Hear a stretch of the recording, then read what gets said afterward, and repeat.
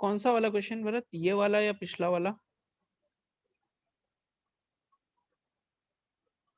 वैसे टीएसडी में यार ऑप्शंस का बहुत हेल्प होता है, क्योंकि टीएसडी को तुम अगर प्रॉपर वे में करने जाओगे, ये सब तो अभी तो थोड़े इजी क्वेश्चन है, जब रिलेटिव में आओगे या बोर्ड्स एंड स्ट्रीम में आओगे तो इक्वेशन बहुत बनती है और फिर वो क्वाड्रेटिक इक्वेशन का फॉर्म ले लेता है एंड उसके बाद फिर उसको सॉल्व करना मुसीबत हो जाता है यार।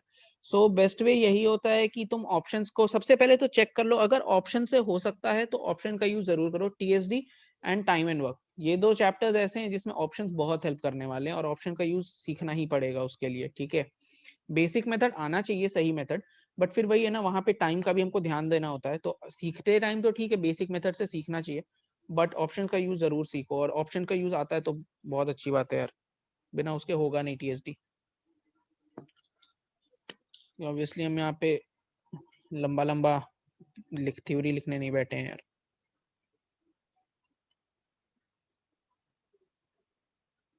Okay, D is right. किसी को कोई डाउट हो तो बताओ।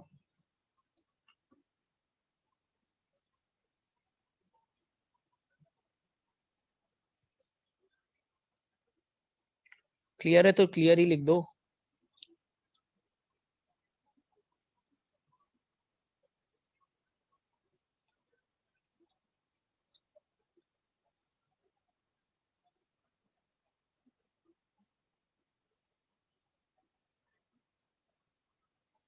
ओके,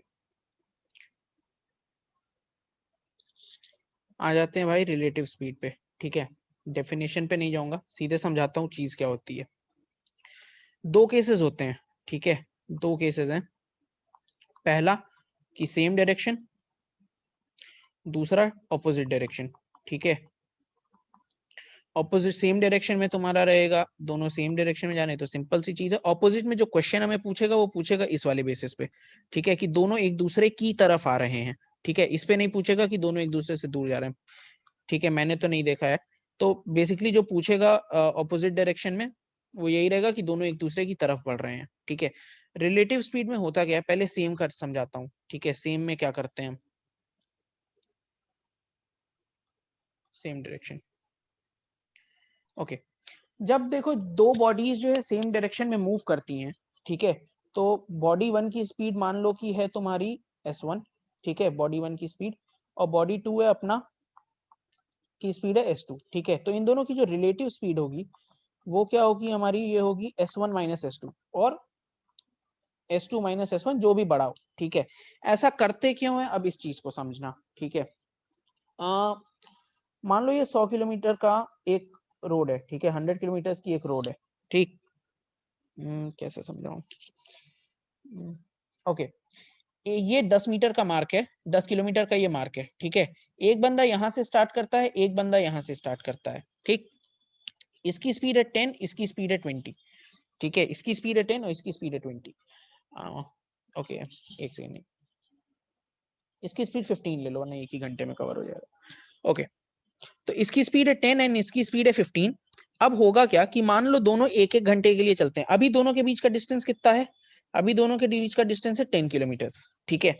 अब एक घंटे के बाद जो ये वाला बंदा था, इसने ये स्टार्टिंग पॉइंट से कितना डिस्टेंस पे आ जाएगा, 20 की डिस्टेंस पे आ जाएगा, करेक्ट, क्योंकि 10 वो पहले से आगे था और 10 वो और आ गया, ठीक है। तो ये वाला जो बंदा था इसके ये टोटल स्टार्टिंग पॉइंट से 20 किलोमीटर आगे है, ठीक है। एक घंटे के बाद जिसकी स्पीड 15 थी वो इस पॉइंट पे आ जाएगा, ठीक है, वो इस पॉइंट पे आ जाएगा तो 15 किलोमीटर पे आ जाएगा, ठीक है। अभी बताओ दोनों के बीच की डिस्टेंस कितनी है, 5, ठीक है। पहले कितनी थी, 10, ठीक है। अब ये होता क्यों है कि देखो सामने जो आगे चल रहा है उसकी स्पीड क्योंकि हमसे धीमे है, तो हम हर पर्टिकुलर एक जो भी टाइम तुम लेते हो, जो भी टाइम फ्रेम तुम लेते हो, आधे घंटे लो, 1 घंटे लो, 2 घंटे लो, 10 घंटे लो, हर उस टाइम फ्रेम के बाद वो डिस्टेंस हमारी कम होती जाएगी और धीरे धीरे हम उसको ओवरटेक कर जाते हैं, ठीक है। यही होता भी है, हम उसको अगर हमारी स्पीड जो है हमारे आगे जो चल रहा है हम उससे तेज अगर चल रहे हैं तो हम उसको ओवरटेक कर जाएंगे, ठीक है। तो यही चीज इसमें भी होती है कि अगर सामने वाला बंदा जो तुम्हारे आगे है उसकी स्पीड अगर तुमसे धीरे है, तो रिलेटिव स्पीड का यही मतलब होता है कि तुम हर घंटे कितने किलोमीटर की डिस्टेंस को तुम कवर कर दोगे, ठीक है। तुम दोनों के बीच जो भी गैप है उस गैप को तुम किस स्पीड से कवर कर रहे हो वही स्पीड तुम्हारी रिलेटिव स्पीड होगी, ठीक है। अब अगले में देखो, जैसे अब क्या आई हमारी रिलेटिव स्पीड कितनी आई थी? 15 थी बड़े हायर स्पीड, 10 थी लोअर स्पीड, तो रिलेटिव स्पीड आई थी हमारी 5। हमने कितने किलोमीटर्स कवर किए 1 घंटे के बाद? क्योंकि यहाँ पे हम kmph में ले रहे हैं तो पर आवर की हम बात कर रहे हैं। तो 1 घंटे के बाद हमने कितनी स्पीड कवर करी?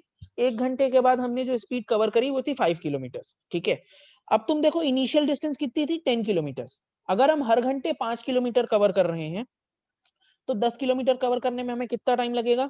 10 किलोमीटर कवर करने में हमें 2 घंटे लगेंगे। ठीक है, एक और बार इसको थोड़ा इस बार थोड़ी अलग वैल्यूज लेके बताता हूं, क्योंकि इसकी जो क्लैरिटी है ये होना बहुत जरूरी है, तब क्वेश्चन बहुत आसानी से होते हैं।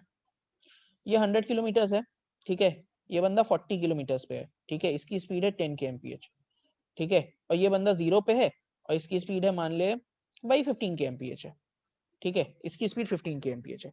अब हमने पता है कि जो है रिलेटिव स्पीड हमारी 5 है, इसका मतलब हर घंटे जो डिस्टेंस, जो 40 किलोमीटर की ये डिस्टेंस है, हर घंटे जिस डिस्टेंस को ये काटेंगे वो डिस्टेंस होगी हमारी 5 किलोमीटर। हर घंटे ये 5-5 किलोमीटर कम चलते जाएंगे। ठीक है, तो 40 किलोमीटर अगर इनके बीच का गैप है, हर घंटे ये 5 किलोमीटर कम कर रहे हैं, तो इनको टोटल कितना टाइम लगेगा? 8 आवर्स लगेंगे। वेरीफाई भी कर लो, तो 8 आवर्स लगेंगे साथ में आने में। ठीक है, मतलब पीछे वाला जो है जब ओवरटेक करेगा तो उसको 8 घंटे लगने वाले हैं। वेरीफाई कैसे करना है? इसकी स्पीड 10 kmph है, 8 घंटे चलेगा, कितना चलेगा? 80। इसकी स्पीड 15 है, ये 8 घंटे चलेगा, कितना चलेगा? 120। ठीक है, अब ऐसे चलने को तो ये 80 चला, ये 120 चला, बट ये ऑलरेडी इसके पास 40 किलोमीटर का हेड स्टार्ट था। ठीक है, तो ये 40 किलोमीटर पहले से आगे था। तो अब इस समय ये भी 120 किलोमीटर के मार्क पे है और दूसरा बंदा भी 120 किलोमीटर के मार्क पे है। दोनों के बीच का डिफरेंस अभी कितना है? 0 किलोमीटर। ठीक है, पहले कितना था? 40 किलोमीटर। तो रिलेटिव स्पीड यही होता है जब दो बॉडी सेम डायरेक्शन में चलती हैं, तो रिलेटिव स्पीड यही होता है कि हर जो भी टाइम फ्रेम लेते हैं, मैं पर आवर लेके बोल रहा हूँ, पर आवर में कितने किलोमीटर्स के गैप को हम कवर अप करते हैं, वही हमारा रिलेटिव स्पीड है सेम डायरेक्शन के केस में। ये चीज क्लियर है अच्छे से? चैट में बताओ।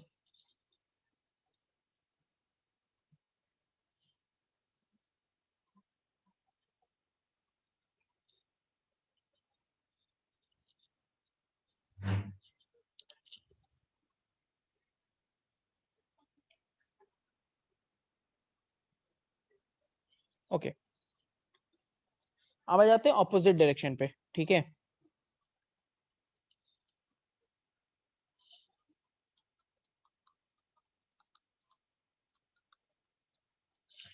ऑपोजिट डायरेक्शन के केस में हमारा क्या होता है कि दो बॉडीज जो है एक दूसरे की तरफ मूव कर रही हैं। ठीक है, तो इसमें होगा क्या कि वही पहले तो बेसिक बता दो, फॉर्मूला याद रख लो पहले तो। बॉडी 1 की स्पीड अगर s1 है एंड बॉडी 2 की स्पीड अगर s2 है, ठीक है, तो हमारी जो रिलेटिव स्पीड होगी ये होगी हमारी s1 प्लस s2। ठीक है, रिलेटिव स्पीड हमारी ऑपोजिट के केस में जो है एडिशन होता है। ठीक है, तो रिलेटिव में ये एडिशन होगा। अब ये रीजन क्या होता है एडिशन का? देखो, अगर दोनों बॉडीज एक दूसरे की तरफ मूव कर रही हैं, ठीक है, मान लो ये 100 किलोमीटर का स्ट्रेच है।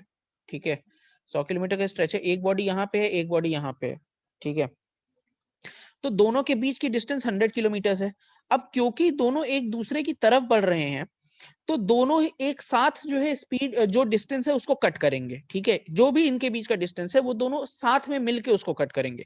कैसे कट करेंगे ये देखो, मान ली इसकी स्पीड 10 है, इसकी स्पीड 20 है। ठीक है, 1 घंटे के बाद ये वाला बंदा 10 पे रहेगा, 1 घंटे के बाद ये वाला बंदा इधर से 20 पे रहेगा। ठीक है, तो ये 20 गया, ये 10 गया, बचा कितना? बीच का 70। ठीक है, बचा कितना? बीच का 70 ही बचता है। ठीक है, ऐसा क्यों हुआ? क्योंकि दोनों एक साथ स्पीड, जो डिस्टेंस है उसको कट कर रहे हैं। तो यही रीजन होता है कि इसमें इन दोनों को ऐड किया जाता है। ठीक है, ये चीज क्लियर हो रही है कि क्यों ऐड करते हैं? क्योंकि फॉर्मूला तो याद कर लोगे यार, लेकिन कभी कभी क्वेश्चन अलग आ जाते हैं तो उसमें बेसिक से जाना पड़ता है। ठीक है, तो ये चीज क्लियर है?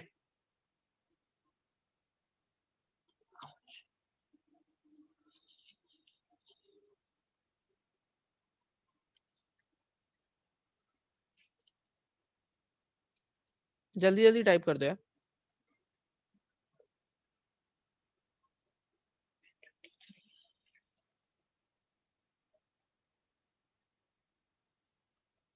ओके, बेसिक क्वेश्चन से स्टार्ट करते हैं। करो।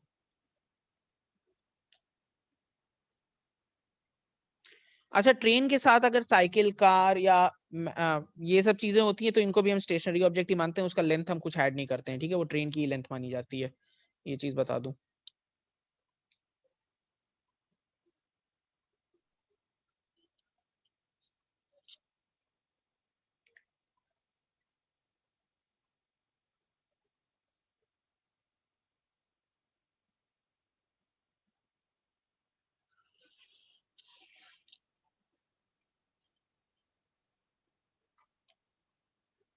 ओके, अगले पे चलते हैं।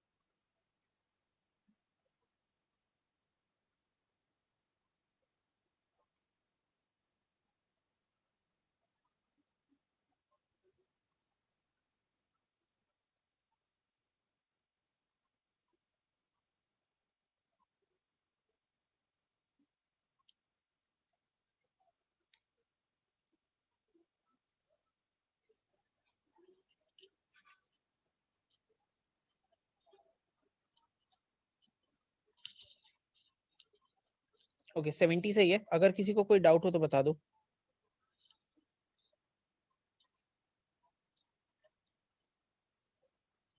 अगला करो।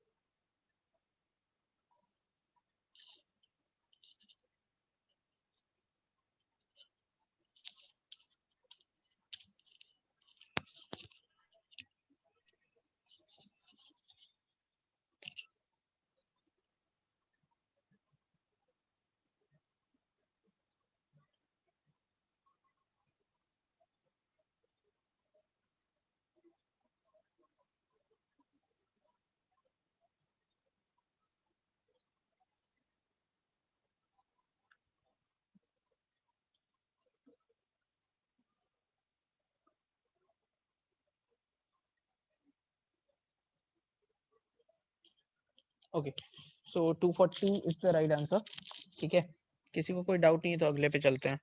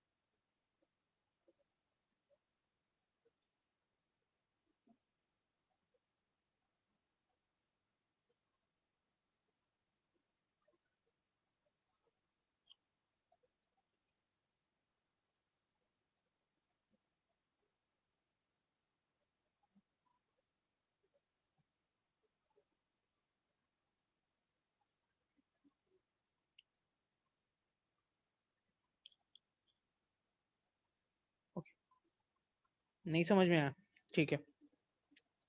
देखो, a train crosses two bridges for जो 430 metre and 550 metres long in 30 seconds and 36 seconds respectively, find the speed of the train, ठीक है। तो ट्रेन की हम लेंथ मान लेते हैं टी, ठीक है, या एल मानो, एल, और स्पीड को हम मान लेते हैं, स्पीड को हम एस ही मानेंगे, ठीक है। ओके, उसके बाद क्या करना है कि देखो, मैंने तुमको पहले भी बताया है कि जो हम टोटल डिस्टेंस लेते हैं, ठीक है, जो हम टोटल डिस्टेंस लेते हैं वो होती है ट्रेन की लेंथ प्लस प्लेटफॉर्म की या ब्रिज जो भी एक्स वाई जेड चीज है उसकी लेंथ, ठीक है। तो लेंथ कितनी हो गई, डिस्टेंस कितनी हो गई, एल प्लस 430 एक केस में हो गई एंड एल प्लस 550 दूसरे केस में हो गई, ठीक है। जब L प्लस 430 को हम ट्रेन की स्पीड जो कि s है उस स्पीड से कवर करते हैं तो हमें कितना टाइम लगता है, 30 सेकंड्स लगते हैं, ठीक है। और वहीं पे जब हम s की स्पीड से l+550 को कवर करते हैं तो हमें 36 सेकंड्स लगते हैं, ठीक है।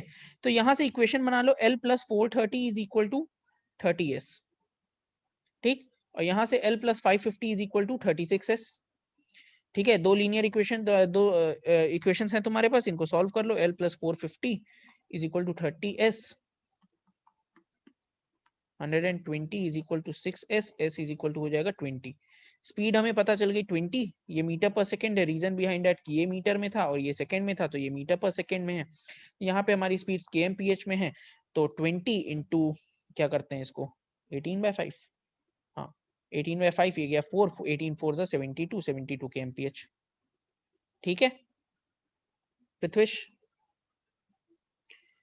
देखो टीएसडी के क्वेश्चंस में ना जो जो चीजें दी हुई हैं बस उसको लेकर के इक्वेशन बनाते जाओ, या पूरे अरिथमेटिक का यही सीन होता है यार कि केवल इक्वेशन बनाते जाओ, तुम्हारा आंसर आ जाएगा। मैंने कुछ नहीं किया, जो उसने बोला कि भाई पहले केस में डिस्टेंस मेरी ये है, स्पीड मुझे ये है, टाइम मेरे को इतना पता हुआ है 70, 20 इज इक्वल टू 72, तो मीटर पर सेकेंड वाला खेल हो गया ना, कन्वर्ट करना था, ठीक है। अगला करो।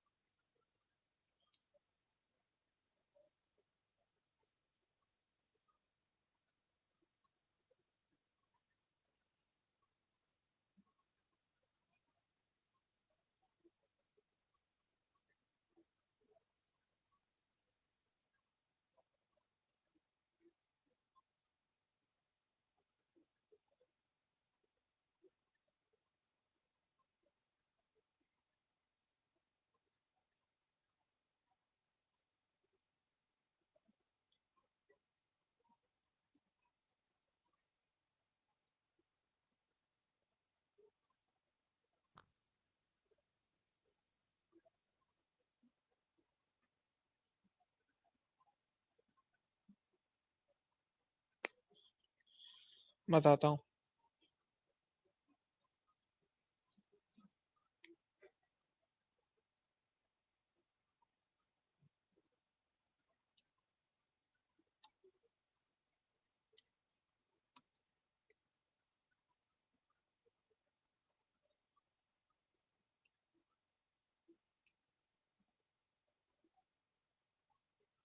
7.5 नहीं है,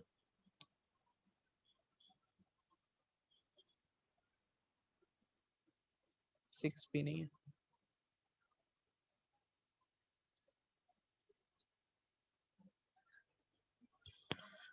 हाँ।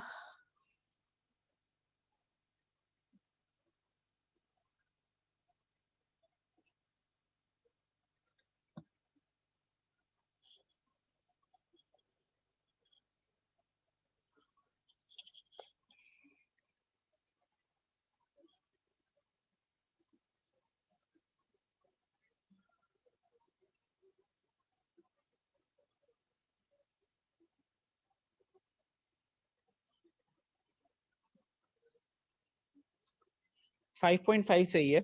एक बात बताता हूँ, देखो जब भी कोई दो लोग साथ में निकलते हैं, साथ में जो है एक अलग अलग पॉइंट से चलते हैं, फिर आके किसी एक पॉइंट पे मिलते हैं, ध्यान से सुनना है इसको प्लीज।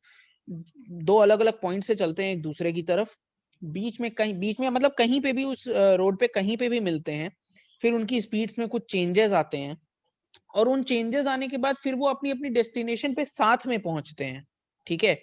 तो ये 100% श्योर है कि उनकी स्पीड रिवर्स हो गई है, ठीक है, उनकी स्पीड आपस में इंटरचेंज हो गई है, ठीक है। ये 100% क्लियर बात है कि उनकी स्पीड आपस में इंटरचेंज हुई है। केवल इतनी सी बात याद रखनी है कि देखो देखो इसमें क्या बोला है कि दो started walking towards each other simultaneously from two places which are 50 kilometers apart, they meet after 5 hours।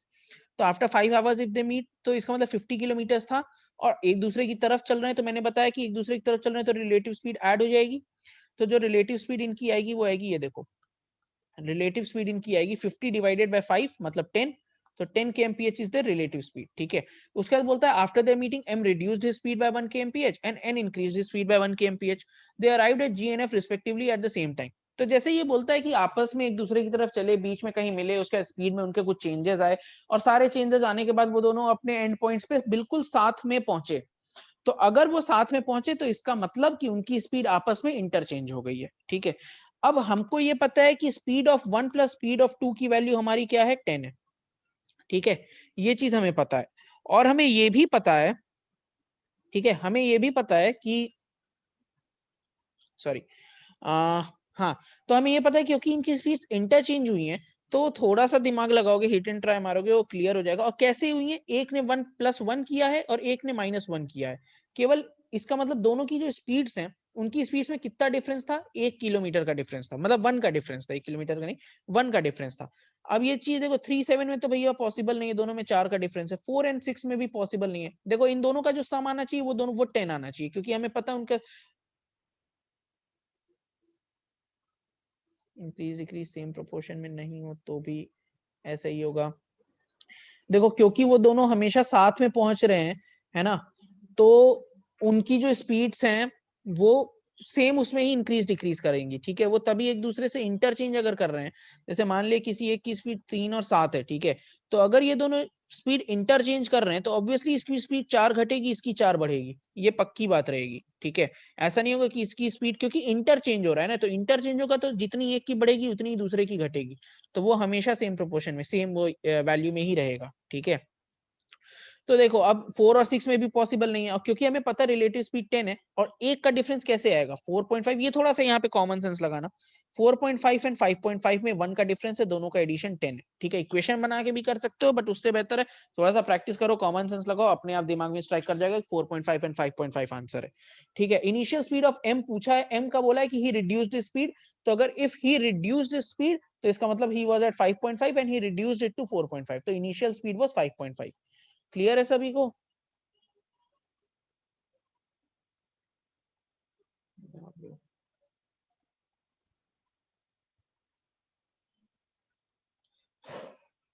Okay, इस क्वेश्चन को कर लो, और एक्सप्लेन मैं अगले में करूंगा। ये विभाजन जो है, इसको मैंने 5 बजे का मैसेज डाला हुआ है कल के क्लास में, जिसने अभी तक कंफर्म नहीं किया है।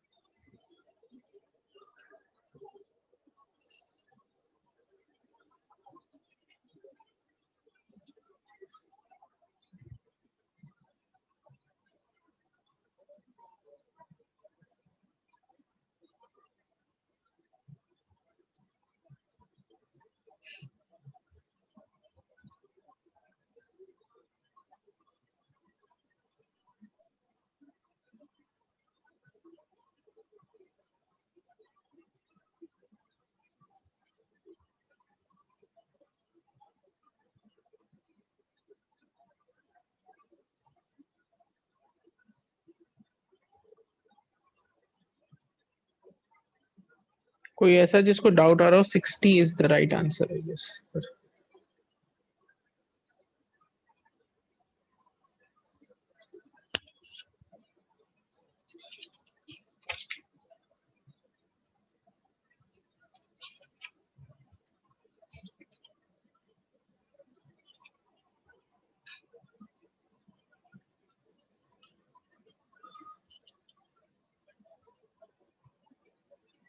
60 सही है। कोई ऐसा जिसको डाउट हो?